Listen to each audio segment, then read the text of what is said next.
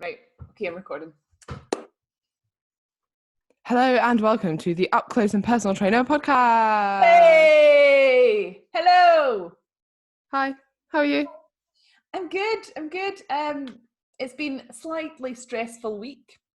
Shall I tell you for why? You probably know. Tell us why. So, Maggie, my dog, my beloved hairy daughter, that's what Paul's mum calls her dogs, her hairy children. I think that's quite funny. That's cute. She jumped over a fence. She got her back leg caught in the fence and ripped open the skin and along her stomach and the inside of her leg. And apparently it's a common sheepdog injury. So she got rushed to the vet.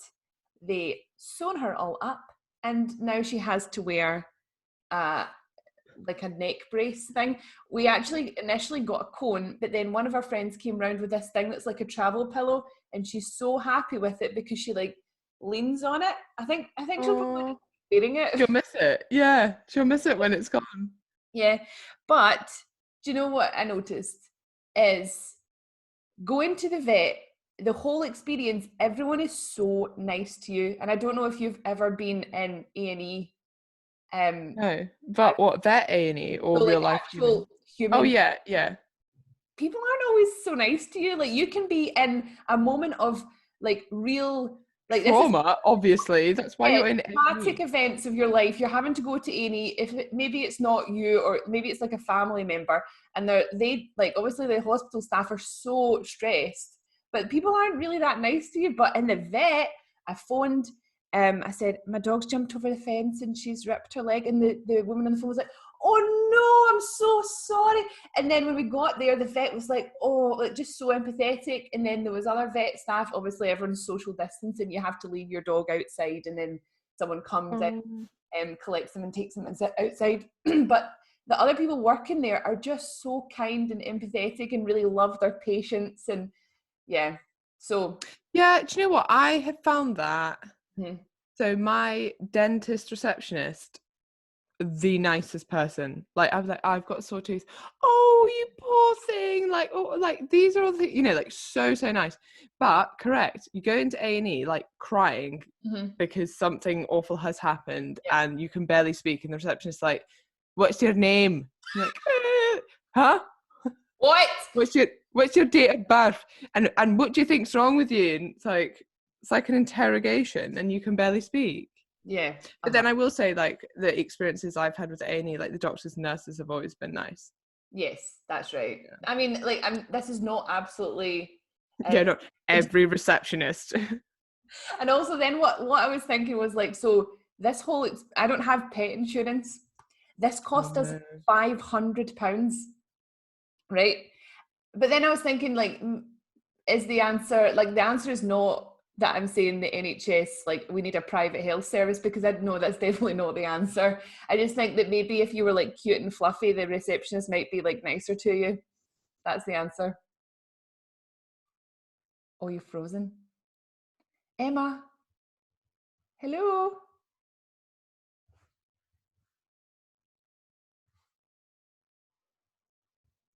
We'll just wait and see if she comes back. I'll just drink coffee in the meantime.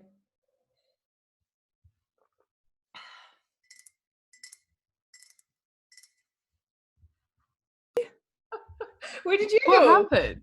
Wait, have you just called me now? I've been recording the whole time. Yeah, I'm still recording. Okay, yes, well, see what happens. We can cut that out.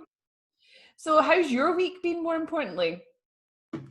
Well, I had an MRI. I don't think it's more important than the dog, but I've had I had an MRI, so we'll see how that goes. I listened to your last two podcasts with Andy, so I know all about your MRI. Oh, okay. Everyone's up to date. Everyone's up to date. So what is an MRI machine? Because like you said that you Oh, have you not seen the MRI machine? No, I've never had one. What is it? It's like this like huge machine, and there's like basically a hole in the middle, and you lie on a bed and you go into the hole. Right. But it's like it's like do you know what it's like? You know the slides at swimming pools?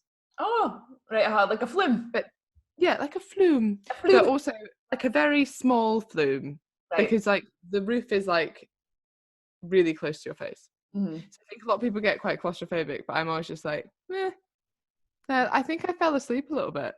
Oh, right. Okay. I wonder if it's like nice. Is that a nice relaxing experience then? Well, I mean, there's a lot of loud banging in the machine, Mm-hmm. which is a bit strange, and like really weird sounds. Mm-hmm. Kind of like house music, I would say. So it's like a But real I don't know if immersive it's experience. relaxing as such. Right. But yeah. Also, how there's can you not know if there's metal in your shoulder?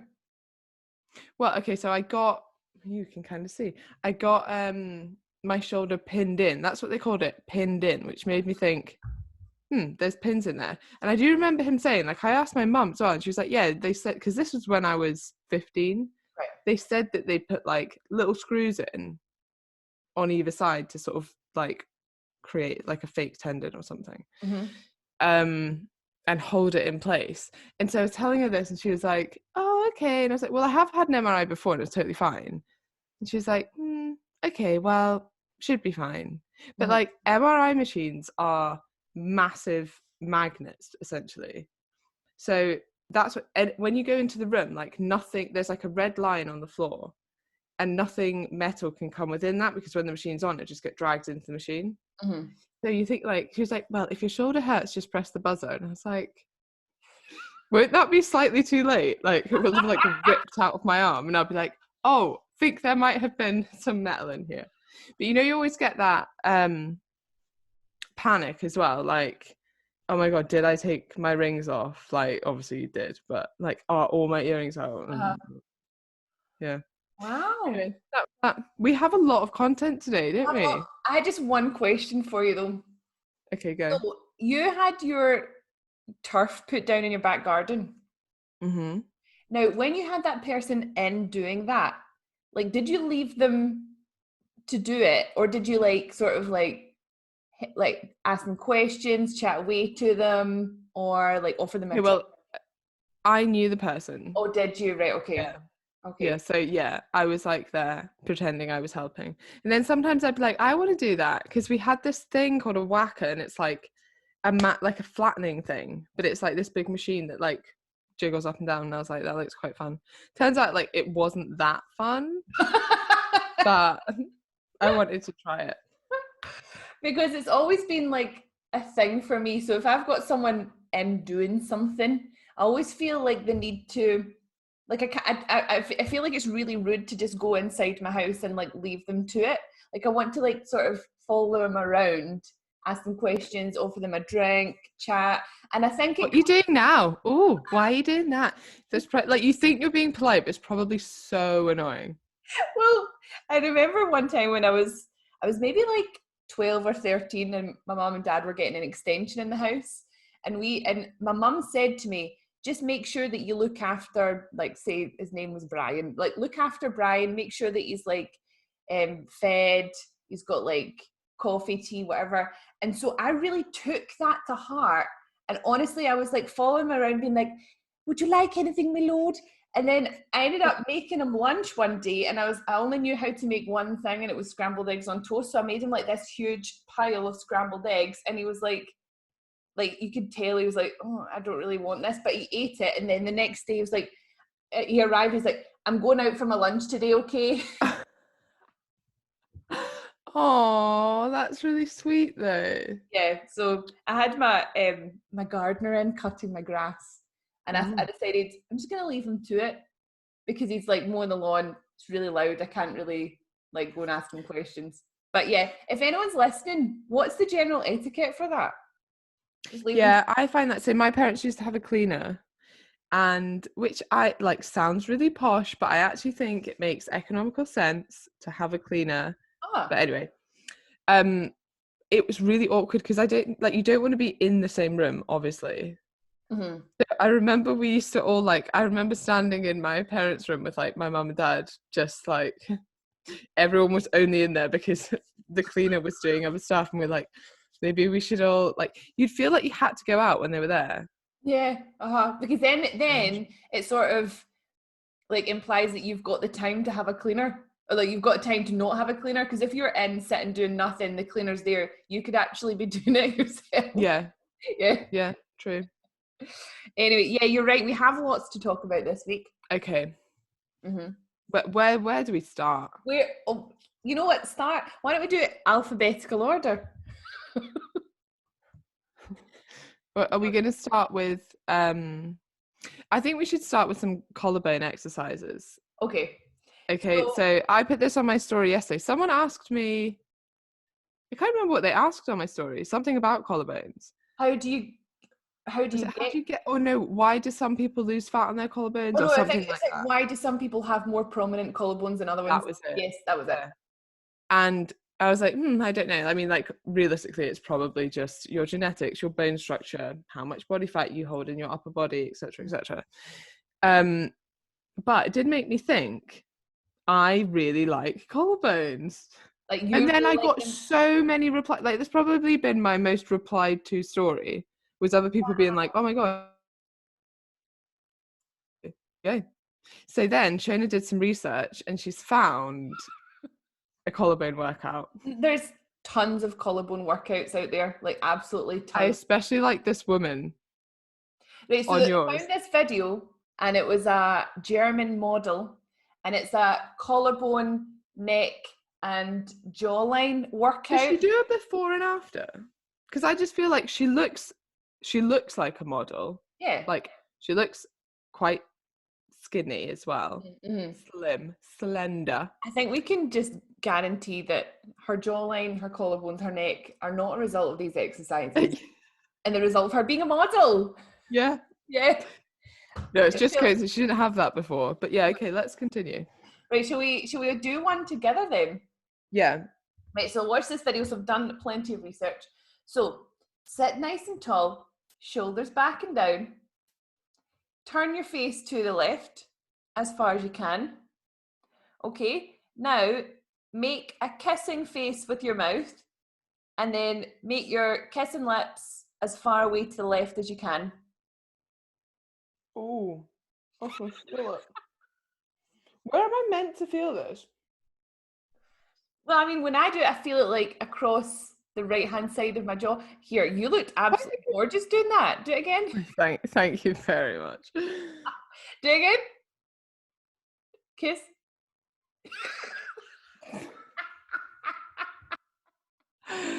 Well, it's not my first rodeo. What was the ones? So what is that more for your jawline, that one? I would say that's more for your jawline. And then I found this. What was the ones for the collarbones? I think like I saw this video and it was like shrugs. But the shrugs are not. I really liked her she was like, oh yeah, that's right. Okay. So she was like, sit nice and tall. Make a smile. Right? And then breathe out and go hee at the same time. Wait, what's that meant to do? I didn't send you this one, but she had another one where she's like, turn your face upwards to the left, stick your tongue out. Oh, that's not the left, that's the right, sorry. Stick your tongue out and then wave it from side to side. Do you know what? I have quite a prominent this. Mm-hmm. Is that just a massive tendon? No, that's that. There's two muscles down there, isn't there? There's a muscle there and there. But that bit feels like that is not a muscle. That's do you know who we should all just like look up to as the collarbone and neck goddess? Who? Deirdre Barlow. Who's that? Oh my God, you don't know who Deirdre? Do you remember? Deirdre from Coronation Street? I've never seen it. With a big. Why does she have? She was always, yeah. Okay, she was always really like stressed and anxious, so she'd always go this. So what I was like, do you find collarbones attractive? Yes, it's like a thing that I use on a man and a woman, or just a woman. Paul's got like quite big pokey out bits here, like so the where they meet in the middle. Bones, yeah. Yeah, he's got. What's that little bit in the middle called? Oh, that's a good exercise. poke it, breathe in, sing. Yeah, I think that's really helping. You know what you can also get? You can get collarbone piercings. That is disgusting, isn't it? What, is it the one that's just one in the middle? Yeah, it's like a microdermal. Yeah. But Really then not about that. I also Freaks me out. Like, where's the other side? well, it's underneath, but then I also read about this like extreme piercing where you can get a bar that goes underneath the bone and comes out on the other side. How is that safe? That's definitely not safe. We can just agree that right now. Oh God, that'd be awful. Wow. Look at us doing our. God, put your collarbones away. Jeez. Are you getting all hot and bothered? Yeah. How do you feel about collarbones on yourself? Is it on other people, or do you want them yourself? I think I like them myself, but I obviously prefer them on other people. Right, okay. But do you not think it's like another thing that we have to and we shouldn't have to worry about? It's just more and more pressure, isn't it? And do you know what? Some of us aren't genetically blessed with big collarbones. We're not. I mean, it is genetics, isn't it? Like, when I was Googling like collarbone workout, there was all these other ones like hip dips. Do you know what hip dips are? Oh, yeah. What is it, to get rid of them or to get them? Well, I didn't know. I was like, do you want them? Do you not want them? Is a hip dip just explain where you're. So it's like, I think actually what it is like your glute poking in at the side. I think actually, so if I saw someone with a hip dip, I would think they've got really strong glutes. Well, thanks, because I'm just looking at mine right now. Oh yeah, I think some people don't. Oh, she's getting her hip dips out. See. Okay, so it's where it goes in and then out. I'm hoping that was a side effect. A sound effect even. Side effect of the hip dips. Yeah. Okay. Interesting. Yeah. Yeah, so I think we've addressed, probably covered that topic for everyone. Yeah. Do you know? But I actually think so. I was thinking about this. I don't know if is it collarbones or is it neck that is attractive. I think I like the neck. The neck, is that the navel reason? No, the navel's like low, isn't it? Navel's your belly button. Yeah. What's that region called? Your décolletage. Oh, hello. It's got a French name. It's sexy. It is. Yeah. So okay. Yeah, that's what I'm about. You're all about that area. Yeah. See, I love a polo neck. What you mean? You find polo necks attractive, or you enjoy wearing them? No, I really like them. I really like a polo neck. Like, I just like wearing them. So like I like wearing them. That you're like, Shona's like touching her chin. Like, are you wearing your collar up? Do you mean you like a turtleneck? A turtleneck, yeah. Oh, right. Okay. Oh, the polo shirt is that? No, that's a polo shirt, isn't it? Yeah, polo shirt's like what you wear to school. Right. In primary school, when you can't wear a normal shirt because you can't iron it. Oh, it sounds like you only wore shirts because you're like, I iron bitch. Oh no, I mean, like, don't you wear that normally in primary school and then you go up to like? Oh, right, okay. I enjoy a polo neck though. Do you? Like if I'm presenting or something, I quite like wearing a little polo. It looks like you are like a bit more legit, doesn't it? Yeah, like I work for myself. It's my polo neck. And I'm wearing jeans. I'm so casual. I've got jeans and a polo neck. Business up front, down the bottom. Smart cash, baby. Yeah. Okay, I'd just like to touch on something that happened in the last podcast where we couldn't remember the name of the film, and apparently everyone was like, Jennifer Lawrence in the Hunger Games. Like shouting to themselves, because that must have been so annoying. We're like, you know, that thing where they, you know, there's like game and they're all like, and what was it? And I think they're hungry, but what was it called? And they're playing a game. Like, yeah. Game, hungry. No, don't have it. It's not coming to me. Let's move on. You can just imagine these people listening to be like, Hunger Games, Hunger Games, Hunger Games. Like, when will they get it? Okay, so, you know, we've done that. Okay, but you know what, guys? Guys listening, see, in the moment of recording a podcast, I think it's very high pressure right now. It's so high pressure, and my IQ drops.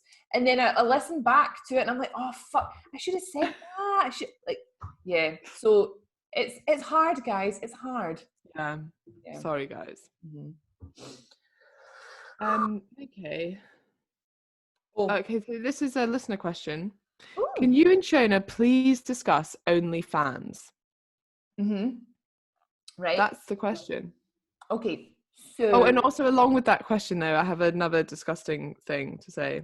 So, we were talking about how gross the term "get your hole" is last week. Yep. I can't believe that was only last week. Seems a long time ago. Not only last week. Oh yeah. She says that in Ireland, people say "get your bit," which is just as bad. Get your bit. Get your bit. Oh, sorry, I'm off to get my bit. Get my bit. Yeah. Do you want to go to bed so you can get your bit? No. Get your bit. Get your bit. Not anymore. I did, but no. Get your bit. Is that something women say, or is it something men say, or both say? I don't know. Do you know what I love? Like, what? Not being disgusting about sex. Yeah. Do you know what I love? Just, not talking about sex like that. So it's not. Someone just announcing to the room, right? Finish their cup of tea, put the mug down, right? That's me away. Oh, where are you off to? You going to shops? No, I'm away to get my hole. Right, thanks. Thanks for that. Do you know what, though? I think tends to be like young Scottish men, like nerdy kind of thing. They will say that, like, oh, I'm going home to get my hole.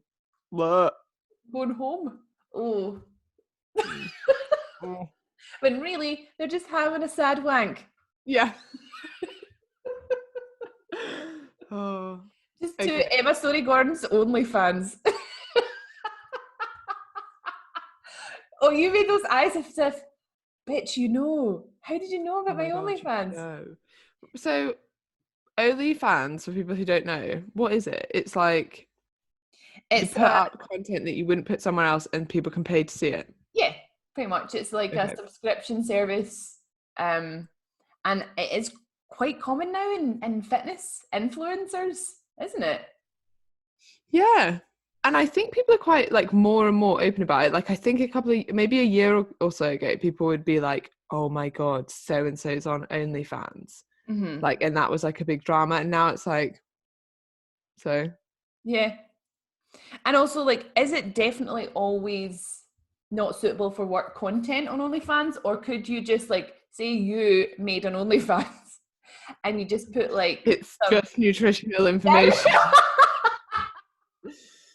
Here's some of the meals I ate this week. Here's how protein synthesis works. To be fair, like, I was thinking that as we were speaking about it as well.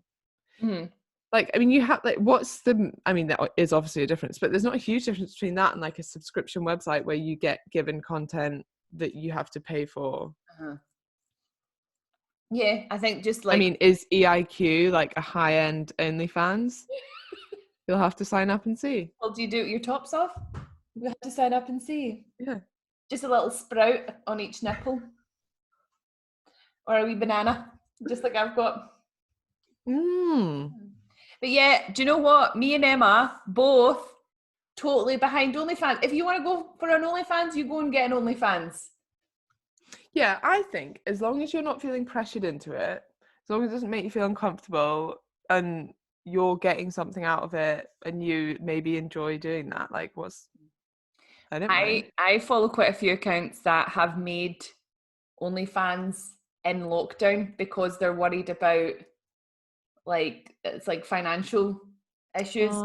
Yeah, so they've made... that makes me sad because I wouldn't like if someone felt like pressured into taking photos of themselves that they wouldn't normally take and that they wouldn't normally share because they're going through a hard time financially. That makes me sad. I don't think that. Yeah. But then also you're like, okay, well actually if you're struggling with money and you can make money, like, I don't know, if you look at it from like a business transaction point of view, like taking photos doesn't cost you any money. Yeah. But you might make, you're not like having to invest in it. Yeah. And if you're a female fitness person or just like a female person on Instagram and like you're posting pictures like that, and people are seeing it for free, then why not just monetize it? Do you know what I mean? Like, put the less scantily clad pictures on your Instagram, and then you like, give me money if you want to see the goods. Yeah. You know what? I think you're just taking back power and then monetizing it. Why not? Do it. Do it. Everybody do it. But don't you think that, let's say you had, I mean, okay, look, we'll just use me as an example.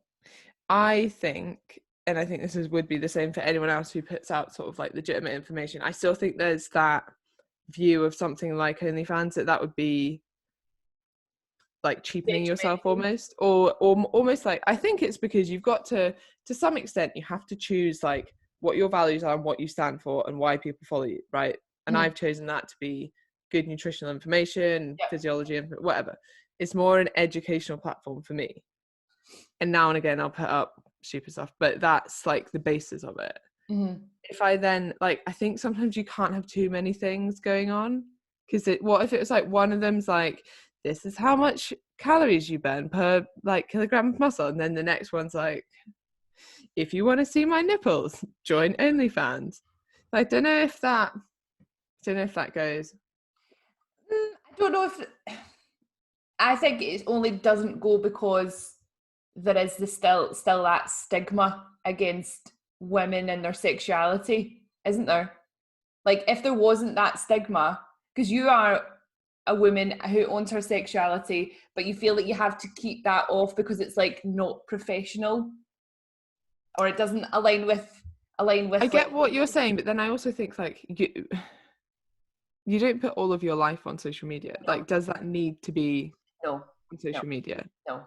But equally, my point is that if you so decided to, it shouldn't then take away from the message or like the nutritional content, like the fact that you are very intelligent. Like, if you decided one day, here's a picture of my bum, and then the next day it's like carb cycling, then people should still be like, right, okay, Emma's still giving out legit information, but also like treating us. Well, not if I'm telling people to carb cycle. But yeah, no, I get what you mean. But then I do think that, right, okay, say someone follows me for, oh, what about this? Like, you've got, I don't know, younger people, or like a guy who's got a girlfriend. Like, do you really want, like, they might be like, oh, but she gives out great nutritional information. But like, yeah, but there's a picture of her ass as well. Like, some people probably like, I only want the nutrition, or I only want the ass. Mm-hmm. Well, maybe you don't want them following you. Yeah.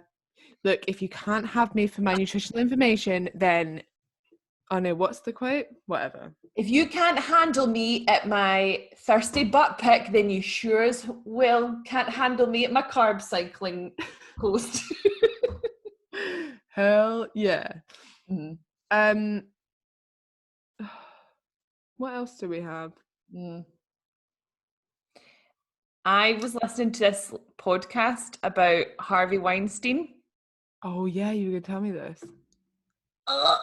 So the podcast goes into, trigger warning, the podcast goes into extreme detail about his body, and that he had to like inject his penis to make it work, right? And then one of the victims, well, I didn't like what, so he had some dysfunction with his penis, right?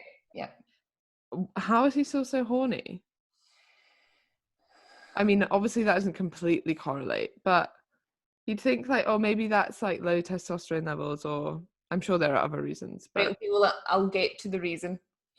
Oh God, okay. Which is the part where we're all going to have to sit down and make sure we've Am I going to be sick in my mouth because I just hit my cod liver oil? Oh God, it's not going to be a good time. It's definitely going to come back on you. Oh no. Right. So, and then one of the victims said that when she saw him naked, she thought that he didn't have anything down there. She thought that he was like intersex and had a vagina. Actually, that's what she said. And then like part of the evidence that they used was that they passed photos of his naked body around and there was like visible faces of like disgust and shock when the photos of his body were passed around the jury. And it turns out that he has a condition called, I don't know how to say this, Fournier gangrene. It's spelled Fournier, right? Now, this is one of these things that you don't... Wait, do I want to Google this? Like, you know how everyone's like, oh, Google blue waffle. Yeah, is this the male equivalent? This is the male equivalent. So basically... Wait, what was it? Fournier, gangrene, and it's a gangrene of the genitals caused by obesity, alcoholism, diabetes. I think all as a combination of all those things, and then your bits just like start to rot. And it is the most disgusting thing I've ever seen. And the fact that he was a sexual predator makes that all the more worse because he is so disgusting. Sorry, Emma, like if you're listening right now, I'm just watching Emma Google search these images. Oh my god, it's really bad. Yeah. What, so and did that, like, could you not like pass, well, I guess it's not like a contagious thing. No. Because it's gangrene from, yeah. Yeah. Although you wouldn't want that anywhere near your private. You wouldn't wish that on your worst enemy. Genuinely. Apart from Harvey Weinstein. He's a very bad man. What? So he had that and then he had to inject his penis to make it erect to molest these people. It was just like rotten. It was just hanging off. The worst thing. Yep. Oh, what a horrible, horrible, horrible human. Yeah, so I'm really sorry, guys. If you Googled that, do not at me. Yeah, don't do it while you're eating anything. Yeah. Please. Yeah. Wow. But the thing is, you know, when you say they passed a picture around of his genitals. Yep. And everyone was disgusted. Like they passed around the picture of his naked body at the front and the back because of one of the things, this is also disgusting, one of the things one of his victims said that he had huge blackheads covering his back. And they, like, huge. I would have gone to town on those babies. I would have been like, come here, give me a spoon. Pop, pop, pop. Oof. Isn't that horrendous? That's really awful. Not that he deserves any sympathy, but can you imagine, like, well, anyone who is suffering with that, then you deserve sympathy, but... Yeah, but I mean, if you were sat there and people were passing around a picture of your naked body and visibly, like, making shocked and disgusted faces. I know, yeah. Yeah, I mean, it would be a shame, but... Well, no, he's a very bad man, very, very bad man. Very, very bad man. Very bad. Very, very ash, very ash. Right, so what else have you sent me? Would you date a cop was a question we got. A cop? Did they actually ask, did they say cop? They said cop. Where are they from? I don't know. They're from New York. New York. Would you date a cop in New York? NYPD. I think a cop would be a bit more exciting than no. Police a cop would be officer. way worse than a police man or woman because like the police in America are awful. Yeah. I'm sure they're not all awful, but yeah. Many. I think it's like the system is awful, so that the way they're trained is awful.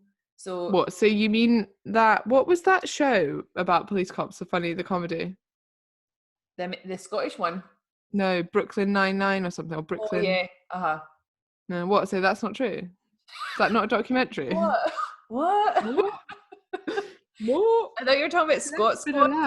You know, do you ever Scot Squad? It's like a Scottish one. I'd give it about a 3 out of 10. Yeah, I can't imagine. That's great. I would date a cop. A cop? You? I would date a police officer. Cop. I think if you dated a police officer, they'd ask you to stop saying cop.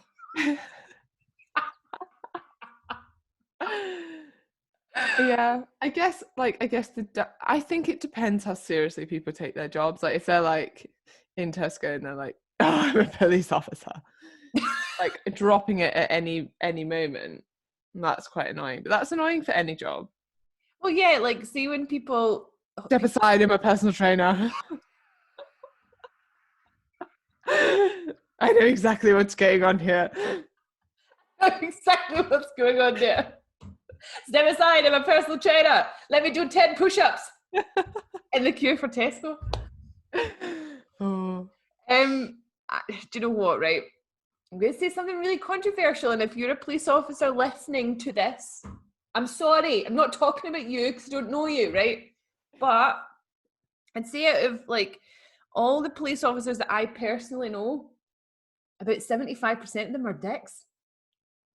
Oh, that And is the reason for controversial. that is because I feel like they're in the police because they've got something to prove. They're like, maybe they didn't do Small dick syndrome. Yeah, thank you. You said it. You said it. It's like they didn't. Maybe they got picked on at school. Maybe they were quite short. Maybe they've got like little man syndrome. Maybe they had like a big brother or a dad that was mean to them, and then they're like, "Do you know what? I'm going to join the police, and then you have to listen to what I say." Mm. But I do know some police officers that are really nice. So I'm sorry if that's you, but that's my general feeling on that. So I don't think I would. guess because if you think like, what's your motivation? Like if you're like, I really want to be in the police, like what's your motivation for that? Is that because you like having a bit of authority? Then I think it's passed down. It's kind of like almost like bullying, isn't it? Like if you're bullied, you're more likely to bully someone else. But like in the police, like you probably like obviously you've got hierarchy. Mm-hmm. And so I think it's like, okay, if you're someone who's like on the beat, that I don't know anything about the police, by the way. This is just my imagination of what's happening. If you're Then on the I guess beat like in New York, you're a cop. You gotta like go over and get some donuts. That's all they do, right? Yeah. Is only on like your like the general population. I don't know if it's like the feeling of power that people are looking for. I think it is. I think you join the police because you want that. You want to gain back control. Do you know the other thing you could do? What? Create a candle that smells like your vagina. That's a powerful thing to do. Have you seen really, that? Is that like Gwyneth Paltrow? Yeah. That's like she's had it for ages. She's had it out for ages. What, the vagina candle? Yeah, she's had that out for we talked. Oh, is it the orgasm candle that's new? There's a new one that's like it smells like an orgasm. Yeah, something like that. Wait, you smell it and you have an orgasm, or it smells like an orgasm? That would be good. That would be amazing. I just sit like. Yeah, that's Dr. Mike called it big vulva energy. As opposed to big dick energy, obviously. You know what I really like about that is that he's used the correct term, because vagina is the canal, but vulva is the whole encompassing. Well, he is a doctor. Yeah, that right there is big. That medical degree used well. Well done, correct term. That's big vulva energy. Like saying that the whole world wants to smell your vagina when you burn the candle. And they want to pay $60 to do so. Or however much it is. Wow. Yeah, we talked about this in one of the first podcasts. We are now I thought it was the egg that the jade egg that we talked about. We talked about the jade egg, yeah. Oh, did we also talk about the vagina candle? The Goop thing on Netflix, where she's saying all her employees, but she didn't actually do any of the challenges herself. Just sent her lackeys away to do all these really horrible things. I would have thought that would have like died by now, like the whole thing, but it just like she keeps bringing stuff out. It's that whole like toxic health and wellness sort of like people selling quick fixes towards things, isn't it? Like she can do that with her website. Like she sells things that she's been like she's been done so many times for misinformation or selling things that and with promises attached that they just don't like. Yeah, but this is why I'm like, why? Yeah, so she's been done with all that. Like, why hasn't it stopped? Because she's got so much money. She's so powerful, and she's probably got a team of amazing lawyers that can shut these things down. I mean, the jade egg, that will be doing fuck all. Let's just face it. Like, isn't it quite like, what if it goes up? Like, how do you get it back out? Then you have to push it out, and that's not good for your pelvic floor. Like, that's literally the problem with it, because if it goes too far up, you have to like bear down, and like you should never really be bearing down unless you're giving birth. Oh, okay. So you're basically giving birth to the egg. Yeah, so she's just a pure fanny. Let's just agree on that right now. A pure fanny. Okay, right. So actually, quite a big thing we have. Someone has asked us how to come out to their family. Why are they asking us? I know. Do you know what? I'm hoping and thinking that they're just going to be like, oh, this isn't like, they're not actually going to take our advice. They just want an opinion. Yeah. Right. Okay. So as the person who is straight here, I probably shouldn't give the advice. Like, what do you think, Emma? I mean, I don't think I'm particularly good at the advice because, like, I don't really feel like I had to do anything. But then I think, so this individual has been married, so right. to a man, so right. They probably think, as you would, this person is straight. Right. And she says because I just replied saying, like, when you meet the right person, when you, like, in my opinion, it would be like, okay, well, there's no point. She obviously likes men and women because she's married to a man. So why not just be like, if you meet someone that you want to take home and meet your friends and family, then that would be a time. But then she made a good point that she was like, yeah, but I don't want that to be like a huge thing. Like, imagine being the other person. Yeah. Like, oh, this is my girlfriend, and you're just like, hey, and they're all like, what? Right. Or you don't know how they're gonna react. You don't think that they should announce that she's now in a relationship with a woman by bringing the woman, being like, look, she's not my special friend. I think that would be like, well, actually, now I'm thinking about it, you probably want to give a heads up. Yeah, you want to give a heads up, yeah. Just, you know, just so you can get like a little bit of time to wrap your head around it. I think it also depends on the family member. Like, are you telling your parents? Are you telling your children? Because I think like the way you deliver all that would be kind of different, and I think you should tell each person separately as well, maybe, right, rather than making an announcement to the room. What about a big party and then you just say coming out? Or you could send out the invites in rainbow and be like, but come along to my coming out party, bring your own beer. That's a great idea. Actually, I think you should just do that. So maybe I could do one, even though like technically no, do it. So we'll wheel in a giant rainbow cake, and then everyone will be like, oh, what's the big rainbow cake? And then burst out of the rainbow cake dressed as a unicorn and just screaming, I'm gay! And make the gay last about 20 seconds so everyone gets the point. Can you, like, oh my God, imagine what your parents' faces would be like. I'm gay!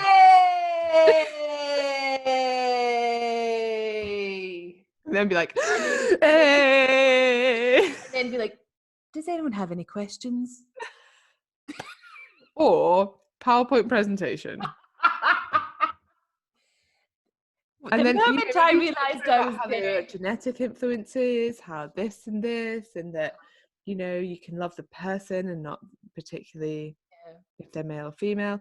Maybe just explaining exactly how you feel, and then a conclusion to round it up. Quick questions at the end. Q&A. Collarbones. It all started when I started following ESG Fitness on Instagram. When did you first start feeling these emotions? Right, so I think we've addressed that, haven't we? Yeah, well, I think that was some great advice. That was some really good advice. Yeah.